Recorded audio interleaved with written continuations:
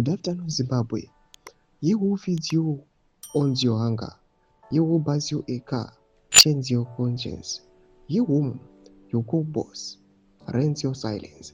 Zvarapera mashoko ari kuda panguva inoi pamusoro pezvinhu zviri kuafekta kugara munyika yezimbabwe zviri kunyatsokuitika panguva inoi in our country.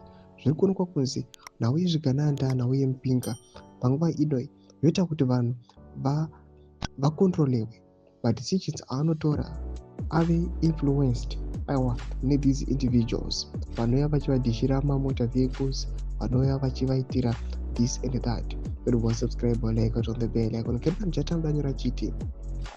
Any man who declares that this nation belongs to Vene is a poisoned charlatan, drunk on power and deceased in spirit. Such words are not leadership. They are venal, tribal, divisive, discriminatory, and lethal to the soul of society. A nation is not private property. It is not an inheritance. It is a covenant of its people. A president is not a messiah. He is not the Alpha and Omega. He is just entrusted with duty. Power is learned, not owned. Authority is granted, not worshipped.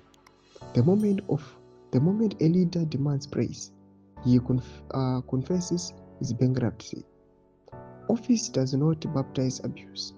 A title does not sanctify cruelty. A president is a servant of the citizens, nothing more, nothing above that. Power is borrowed from the people. It is not inherited, purchased, or enforced through fear and patronage.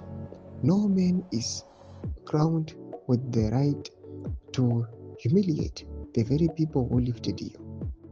When a ruler forgets he is a servant, he becomes a tyrant. And tyrants are not eternal.